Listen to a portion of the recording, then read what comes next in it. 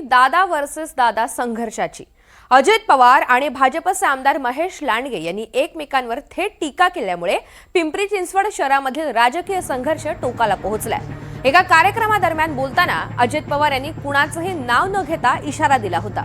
मी गुंडगिरी करणाऱ्यांना पाठीशी घालणार नाही, माझ्या नादाला कुणी लागलं तर मी त्याला सोडत नाही, असं कडक वक्तव्य पवारांनी केलं होतं।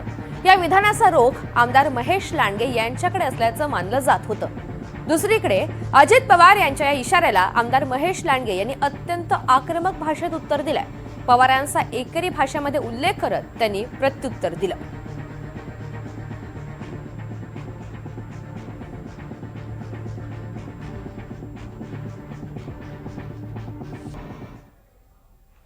आम्ही योग्य माणसाला संधी देण्याचं काम करतो। काही लोक मी ज्यांना ताकद दिली ती मला सोडून दिली, ती भली ताकदवान नाहीत पण गिरी सोडून।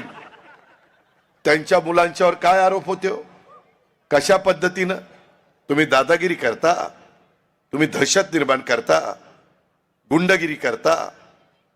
ज्या गावच्या बोरी असतात त्याच गावच्या बाबळी असतात हे विसरू नका।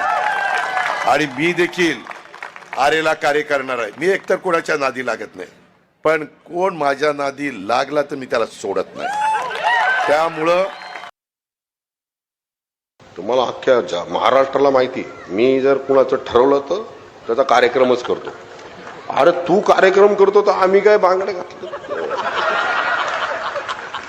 अरे आमचे या रणरागिणीच तुझा कार्यक्रम करतील। या आमच्या लाडक्या बहिणी आहेत, लाडक्या बहिणींच्या नावावर मतदान मागताना या लाडक्या बहिणी आमच्या देवा भाऊच्या आहेत, आमच्या सगळ्यांच्या लाडक्या बहिणी आहेत,